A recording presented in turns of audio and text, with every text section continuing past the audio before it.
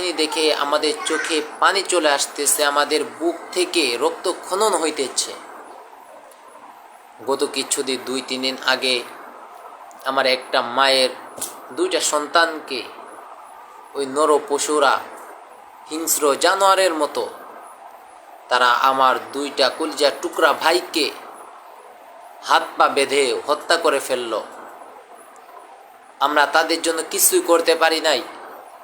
আজকে যখন আমার ওই 2 মুসলিম ভাইয়ের জন্য যখন আমার মুসলমান সমাজ গর্জে উঠেছে, ফরিদপুরের জমিনে নারায়ে তাকবীর আল্লাহু আকবার বলেছে আমার ভাইয়ের রক্ত খনন হলে কেন, তার বিচার চাই, তার বিচার চাই। যখন এই কথা বলা হলো, তখন আমাদের সমাজের যারা আইন শৃঙ্খলা বাহিনী অর্থাৎ পুলিশ বাহিনী আর ওই হিন্দু সম্প্রদায় যারা আমার মুসলমানদের উপর হামলা করলো, তার মধ্যে আমার একটা ভাই নিহত হয়ে গিয়েছেন।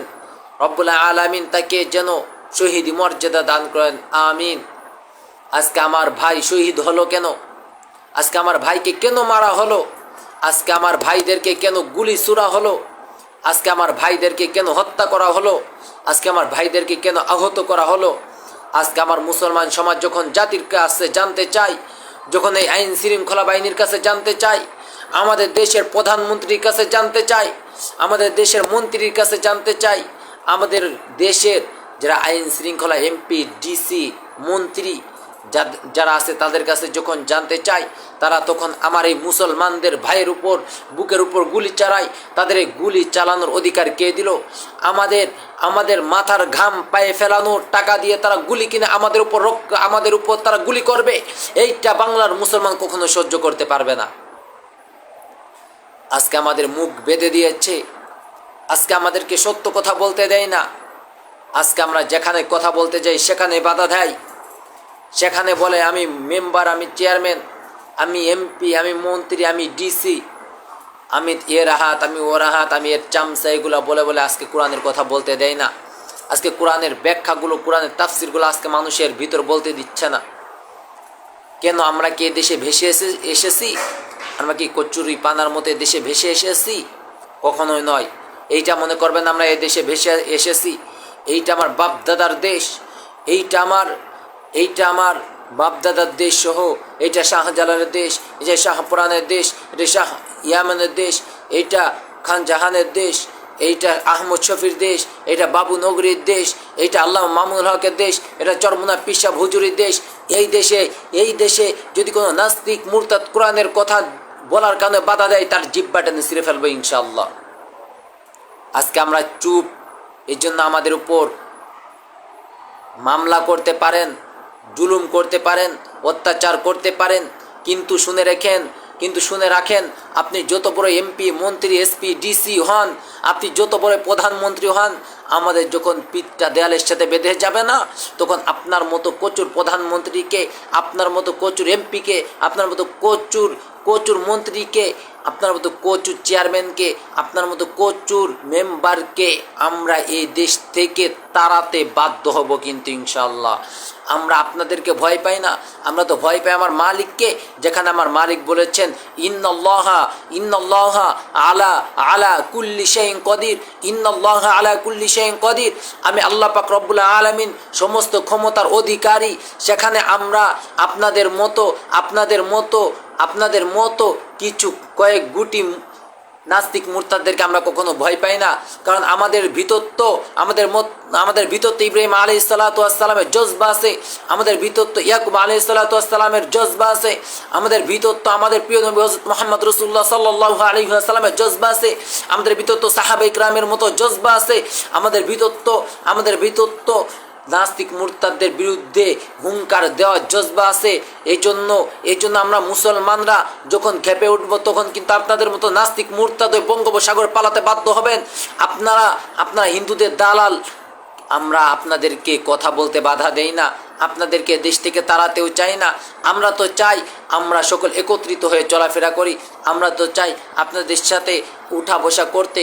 আমরা তো চাই আপনাদেরকে একই সঙ্গে নিয়ে, আপনাদের সাথে একই সঙ্গে নিয়ে জীবনটা বাস্তবায়ন করতে। আমরা তো চাই আমাদের জীবনটা আরও ভালো করতে, সুন্দর করতে। কিন্তু আপনারা ওই ভারতের মোদী সরকারের দালালি করে, মোদী সরকারের কথা মেনে মেনে আমাদের উপর আপনারা অত্যাচার করবেন, জুলুম করবেন, হামলা করবেন, মামলা করবেন, আমাদেরকে জেলের মধ্যে ঢুকাবেন, ফাঁসির কাস্টে ঝুলাবেন, আমাদের উপর বুলেট চালাবেন। এইটা আমরা ভয় পাই না, কারণ আমরা ভয় পাওয়া জাতি না। আমরা তো এক আল্লাহকে বিশ্বাস করি, আমরা তো এক নবীকে বিশ্বাস করি, আমরা তো এক কোরআনকে বিশ্বাস করি। আমরা যদি বেঁচে থাকি, আমরা যদি জিহাদ করে বেঁচে থাকি, আমরা গাজী হব। আর যদি জিহাদ করতে করতে যদি শেষ নিঃশ্বাসটা ত্যাগ হয়ে যায়, আমরা শহীদ হয়ে যাব। আমাদের দুইটাই দামি। কয়দিন দুনিয়াতে বেঁচে থাকবো?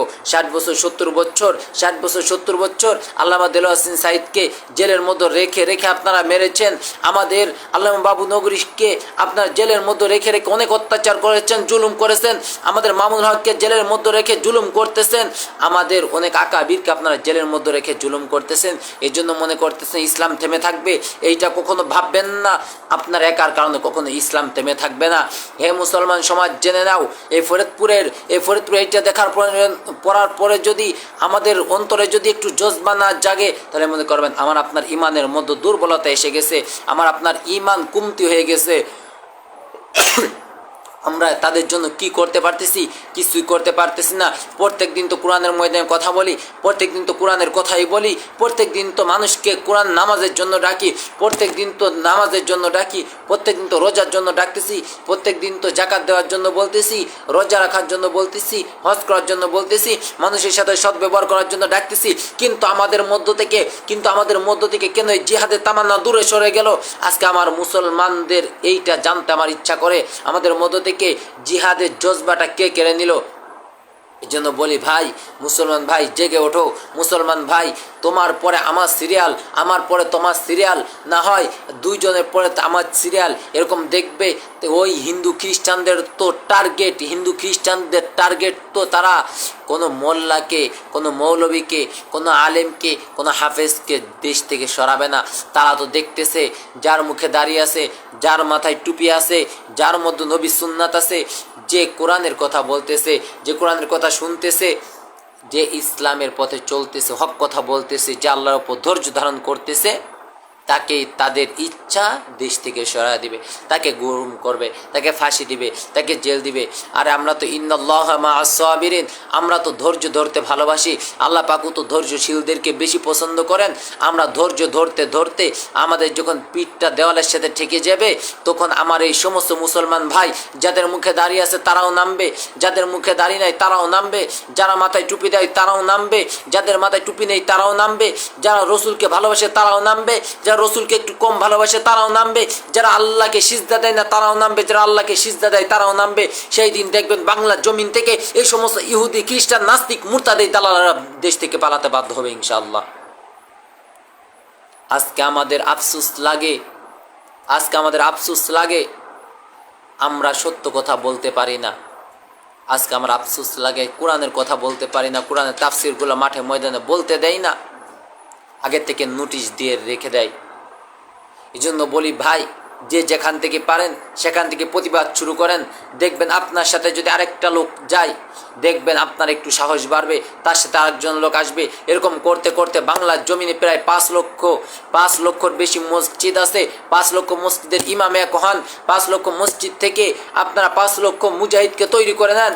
আপনারা প্রতিটা ঘরে ঘরে মুজাহিদ তৈরি করেন। দেখবেন এই বাংলার জমিন থেকে এই যারা ইহুদিদের দালাল, নাস্তিকদের দালাল, ওই ভারতের দালাল, তারা এই দেশ থেকে পালাতে বাধ্য হবে ইনশাআল্লাহ। কিসের প্রধানমন্ত্রী, কিসের মন্ত্রী, কিসের এসপি, কিসের ডিসি, কোনো কিছুই লাগবে না, কোনো কিছুই লাগবে না। শুধু আপনি ঠিক হন, দেখবেন জাতি ঠিক হয়ে গেছে। শুধু আপনি ঠিক হন, দেখবেন পুরো সমাজ ঠিক। আপনি ঠিক হন, দেখবেন পুরো পৃথিবী ঠিক। আপনি ঠিক হন, দেখবেন সমস্ত চোর, ডাকাত, ছিনতাইবাজি, মাগিবাজি, ফাঁকিবাজি যারা আছে তারাও ঠিক। নিজে আগে ঠিক হন, নিজের মধ্যে ইমানি জজবা পয়দা করেন, নিজের মধ্যে ইমানি তামান্না নিয়ে আসেন, নিজের মধ্যে কোরআনের কথা বাস্তবায়ন করার জন্য লেগে যান, নিজের মধ্যে রসুলের সুন্নাতকে মেনে নেওয়ার জন্য লেগে যান। দেখবেন আপনার মধ্যে যখন রসুলের সুন্নাত চলে আসবে, রসুলকে ভালোবাসার জন্য আপনার দিলটা ব্যাকুল হয়ে যাবে, আর আল্লাহর জান্নাত পাওয়ার জন্য আপনার দিলটা ব্যাকুল হয়ে যাবে।